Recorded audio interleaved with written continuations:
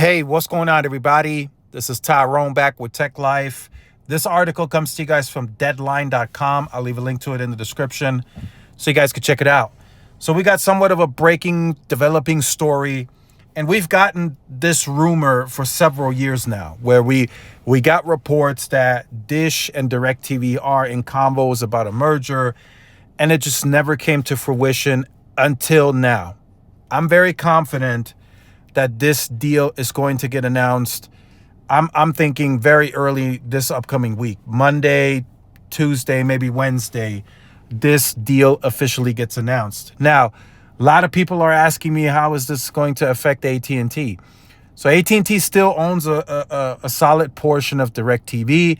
So this deal, so effectively the way that from what I was researching and reading, it looks like DirecTV is going to effectively they're purchasing Dish Network. I know it's a merger, but they're essentially going to purchase Dish Network in the amount of, I think it's $9 billion from what I saw. And they would be buying the Dish technology, its customers. So that potentially would mean more free cash flow or more cash flows for AT&T, which is a good thing, right? That's a good thing. But essentially, it doesn't affect AT&T in any negative light, since they offloaded DirecTV, but they still have ownership. So from that aspect, AT&T today is still running a fiber wireless play, right? It's no longer involved in media much. They're not investing capital into DirecTV. So DirecTV is standalone now. So from that aspect, it doesn't affect AT&T much. People also asking me how come Dish is doing this now? You know, how come they didn't reach an agreement a year or two ago? And I just to give you guys my brief thoughts, I think even just a year ago, they were trying to go at it by doing both satellite and wireless.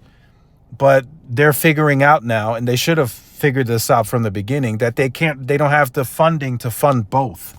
It's very expensive to run satellite and wireless at the same time.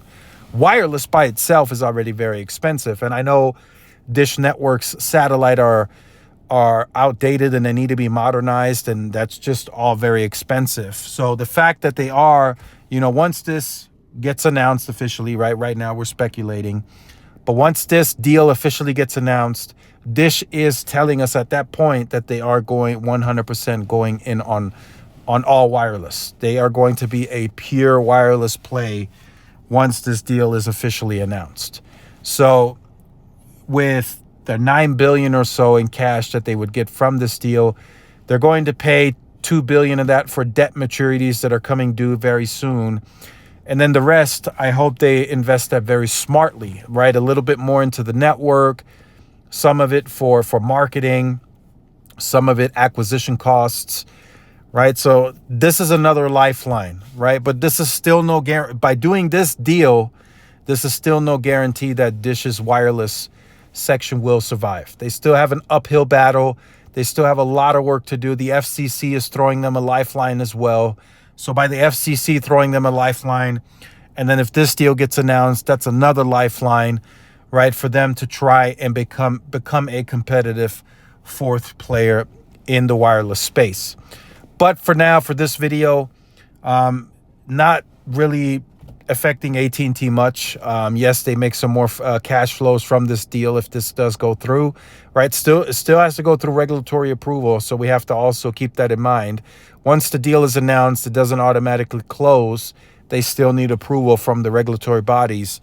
So, right, it would mean positive cash flows for AT&T, since they are a good percentage of owner in DirecTV. So let me know your thoughts on this deal in the comments. Like, share, subscribe if you're new. Follow my social media outlets. This is Tyrone with Tech Live. See y'all in the next one. Peace.